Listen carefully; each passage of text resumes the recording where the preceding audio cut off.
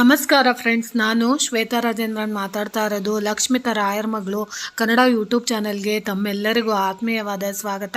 ಸ್ನೇಹಿತರೆ, ನಾನಿವತ್ತು ನಿಮಗೆ ವಿಶೇಷವಾದಂತಹ ಒಂದು ಪುಟ್ಟ ತಂತ್ರನ ಹೇಳ್ಕೊಡ್ತಾ ಇದ್ದೀನಿ. ಅದು ಯಾವೊಂದು ವಿಷಯಕ್ಕೆ ಅಂದರೆ ಸ್ನೇಹಿತರೆ, ಉದ್ಯೋಗದಲ್ಲಿ ಸಮಸ್ಯೆ ಅಂದರೆ ಜಾಬ್ ವಿಷಯದಲ್ಲಿ ನೀವೇನಾದರೂ ತುಂಬ ನೊಂದ್ಕೊತಾ ಇದ್ದೀರಾ, ಒಳ್ಳೆ ಉದ್ಯೋಗ ನಮಗೆ ಸಿಗ್ತಾ ಇಲ್ಲ, ಅಥವಾ ನಾವು ಹಾಕಿದಂತಹ ಪರಿಶ್ರಮಕ್ಕೆ ತಕ್ಕ ಪ್ರತಿಫಲ ನಮಗೆ ಸಿಗ್ತಾ ಇಲ್ಲ, ಕಾಂಪಿಟೇಷನ್ ಎಕ್ಸಾಮ್ಗಳಲ್ಲಿ ನಾವು ತುಂಬ ಚೆನ್ನಾಗಿ ಬರೆದಿರ್ತೀವಿ, ಇನ್ನೇನು ನಮಗೆ ಗೌರ್ಮೆಂಟ್ ಕೆಲಸ ಸೆಲೆಕ್ಟ್ ಆಗಬೇಕು ಅಂತ ಬಯಸ್ತಾ ಇರ್ತೀವಿ, ಆದರೆ ಅದು ನಮಗೆ ದಕ್ಕೋದಿಲ್ಲ ಅಂತ ಕೆಲವೊಬ್ಬರು ನೊಂದ್ಕೊತಾ ಇರ್ತೀರಾ. ಆಮೇಲೆ ಕೆಲವೊಂದು ಕಂಪನಿಗಳಿಗೆ ನೀವು ಇಂಟರ್ವ್ಯೂಗೆ ಹೋಗಿರ್ತೀರ.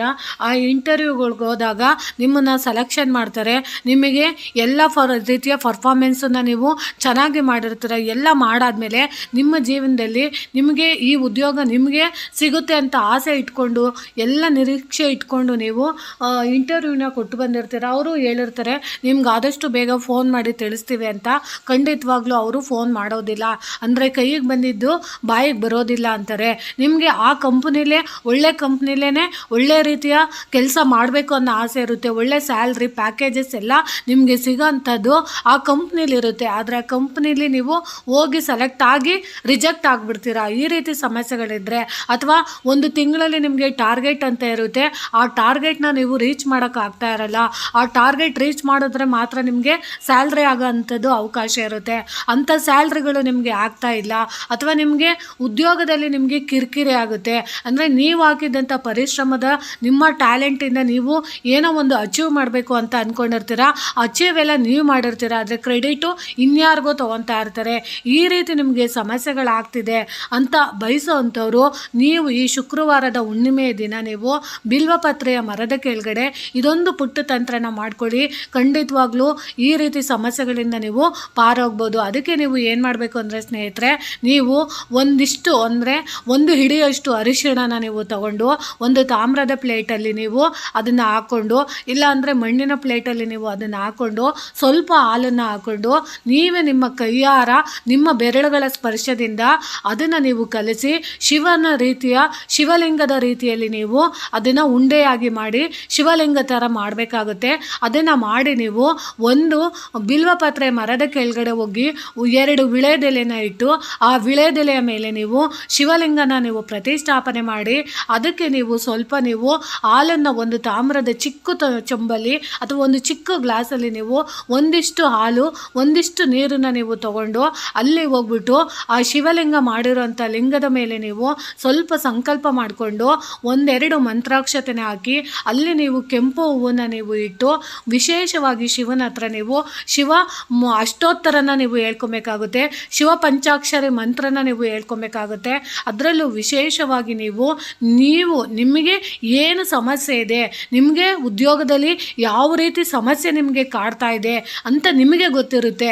ಆ ಸಮಸ್ಯೆನ ನೀವು ಹೇಳ್ಕೊಂಡು ಆ ಅಭಿಷೇಕದ ಹಾಲಿರುತ್ತಲ್ಲ ಅದನ್ನು ನೀವು 2 ಕೈಗಳಲ್ಲಿ ಇಟ್ಕೊಂಡು ನೀವು ನಿಮ್ಮ ನಕ್ಷತ್ರ ಗೋತ್ರ ಪ್ರತಿಯೊಂದು ಹೇಳ್ಕೊಂಡು ನಿಮ್ಮ ಸಮಸ್ಯೆಗಳನ್ನೆಲ್ಲ ಹೇಳ್ಕೊಂಡು ಗಣಪತಿನ ನೀವು ಪ್ರಾರ್ಥನೆ ಮಾಡಿಕೊಂಡು ಅದರ ಮೇಲೆ ನೀವು ಅಕಸ್ಮಾತ್ ನಿಮ್ಗೆ ಅಷ್ಟೋತ್ತರಗಳು ಅಷ್ಟು ಹೇಳೋಕ್ಕೆ ಬರಲಿಲ್ಲ ಅಂತಂದರೆ ನೀವು ಓಂ ನಮಃ ಶಿವಾಯ ಓಂ ನಮಃ ಶಿವಾಯ ಓಂ ನಮಃ ಶಿವಾಯ ಅಂತ ಹೇಳಿ 11 ಸರಿ ನೀವು ಹೇಳಿ ಆ ಲಿಂಗ ಮಾಡಿರ್ತೀರಲ್ಲ ಅರಿಶಿಣದ ಉಂಡೆಯಿಂದ ಮಾಡಿರೋಂತಹ ಲಿಂಗಕ್ಕೆ ನೀವು ಮೊದಲಿಗೆ ನೀರಿನ ಅಭಿಷೇಕ ಮಾಡಿ, ತದನಂತರ ನೀವು ಹಾಲಿನ ಅಭಿಷೇಕ ಮಾಡಿ, ನಿಮ್ಮ ನೋವು ಹೂವನ್ನೆಲ್ಲ ನೀವು ಹೇಳ್ಕೊಂಡು ಅಲ್ಲಿ ಅಭಿಷೇಕ ಮಾಡಿ ಅದನ್ನು ಅಲ್ಲೇ ಬಿಟ್ಟು ಬರೋದ್ರಿಂದ ಅಥವಾ ನೈವೇದ್ಯಕ್ಕೆ ನೀವು ವಿಶೇಷವಾಗಿ ಸಕ್ಕರೆಯ ಉಂಡೆ ಅಂತ ಬರುತ್ತೆ. ಅಂದರೆ ನಿಮಗೆ ಸಕ್ಕರೆಯಿಂದ ಮಾಡಿರೋವಂಥದ್ದು ಒಂದು ಬತಾಸ್ ಅಂತ ಸಿಗುತ್ತೆ. ಆ ಬತಾಸನ್ನು ಅಥವಾ ಇಡ್ಬೋದು, ಇಲ್ಲಾಂದರೆ ಸ್ವಲ್ಪ ಸಕ್ಕರೆನ ಇಡ್ಬೋದು, ಇಲ್ಲಾಂದರೆ ಒಂದು ಬೆಲ್ಲದ ತುಂಡನ್ನು ನೀವು ಅಲ್ಲಿ ಇಟ್ಟು ಆ ಮರದ ಕೆಳಗಡೆ ನೈವೇದ್ಯವಾಗಿ ಇಟ್ಟು ನೀವು ಬರೋದ್ರಿಂದ ಖಂಡಿತವಾಗ್ಲೂ ನಿಮ್ಮಲ್ಲಿ ಯಾವುದೇ ರೀತಿಯ ಉದ್ಯೋಗದಲ್ಲಿ ಸಮಸ್ಯೆಗಳಿದ್ದರೆ ಅದು ಖಂಡಿತವಾಗ್ಲೂ ಪರಿಹಾರ ಆಗುತ್ತೆ. ಗೌರ್ಮೆಂಟ್ ಕೆಲಸ ಬೇಕು ಅಂತ ಬಯಸೋವಂಥವ್ರು ಕೂಡ ಇದನ್ನು ನೀವು ಸರಳವಾದದ್ದು ಆದರೆ ಖಂಡಿತವಾಗ್ಲೂ ನಿಮಗೆ ಈ ಕಾರ್ತಿಕ ಮಾಸದ ಹುಣ್ಣಿಮೆಯ ದಿನದಲ್ಲಿ ಮಾಡಿಕೊಂಡಾಗ ತುಂಬಾ ಪವರ್ಫುಲ್ಲಾಗಿ ಕೆಲಸ ಮಾಡುತ್ತೆ. ನಮ್ಮಲ್ಲಿ ಏನಾದರೂ ದೋಷಗಳಿದ್ದರೆ ಅಥವಾ ಯಾವುದೋ ಒಂದು ಗ್ರಹಗತಿಗಳಿಂದ ನಮಗೆ ಆ ರೀತಿ ಸಮಸ್ಯೆಗಳಿದ್ದರೆ ಅದು ಖಂಡಿತವಾಗ್ಲೂ ನಿವಾರಣೆ ಆಗೋದಕ್ಕೆ ಇದೊಂದು ಸಹಾಯ ಮಾಡಿಕೊಡುತ್ತೆ. ಅದಕ್ಕೋಸ್ಕರ ನಾನು ಹೇಳ್ಕೊಡ್ತಿದ್ದೀನಿ, ಸಾಧ್ಯವಾದರೆ ಅವತ್ತಿನ ದಿನ ನೀವು ಆ ಬಿಲ್ವಪತ್ರೆಯ ಶಿವಲಿಂಗದ ಮುಂದೆ 11 ಬಿಲ್ವಪತ್ರೆನ ನೀವು ಸಮರ್ಪಣೆ ಮಾಡಿ ಆ 11 ಬಿಲ್ವಪತ್ರೆನ ನೀವು ಹೇಳ್ಕೊಳ್ಳುವಾಗ ಓಂ ನಮಃ ಶಿವಾಯ ಅಂತ ಹೇಳುವಾಗ ಪ್ರತಿ ಸಮಸ್ಯೆನೂ ನಿಮಗೆ ಯಾವ್ಯಾವ ರೀತಿ ಸಮಸ್ಯೆಗಳಿದೆ ಆ ಸಮಸ್ಯೆಗಳನ್ನ ನೀವು ಹೇಳಿ ಶಿವಲಿಂಗದ ಮುಂದೆ ಹಾಕಿ ನೀವು ಪ್ರಾರ್ಥನೆ ಮಾಡಿಕೊಂಡು 11 ಪ್ರದಕ್ಷಿಣೆನ ಮಾಡಿ ಬರೋದ್ರಿಂದ ಅದಾದಮೇಲೆ ನೀವು ಆ ಬಿಲ್ವಪತ್ರೆಯ ಕೆಳಗಡೆ ಇರೋಂಥದ್ದು ಮಣ್ಣನ್ನು ನೀವು ತಗೊಂಡು ನೀವು ಪೂಜೆ ಮಾಡಿದಂತಹ ಸ್ಥಳದಲ್ಲಿ ಬಿದ್ದಿರೋಂತಹ ಬಿಲ್ವಪತ್ರೆಯ ಮಣ್ಣನ್ನು ನೀವು ಒಂದಿಷ್ಟನ್ನು ನೀವು ತಗೊಂಬಂದು ಅದನ್ನು ನೀವು ಒಂದು ಡಬ್ಬಿಲಿ ಹಾಕ್ಕೊಂಡು ನೀವು ಧಾರಣೆ ಮಾಡುವಂತಹ ವಿಭೂತಿ ಜೊತೆ ಅಥವಾ ಕುಂಕುಮದ ಜೊತೆ ನೀವು ಅದನ್ನು ಸೇರಿಸ್ಕೊಂಡು ನೀವು ಒಂದು ಹಣೆಗೆ ಇಂಟರ್ವ್ಯೂಗಳ್ಗೆ ಹೋಗುವಾಗ ಅಥವಾ ಆಫೀಸ್ಗಳಿಗೆ ಹೋಗುವಾಗ ಎಕ್ಸಾಮ್ಗಳು ಬರೆಯುವಾಗ ನೀವು ಆ ಕುಂಕುಮನ ನೀವು ಧಾರಣೆ ಮಾಡಿ ಹೋಗೋದ್ರಿಂದ ಖಂಡಿತವಾಗ್ಲೂ ನಿಮ್ಮಲ್ಲಿರೋಂಥ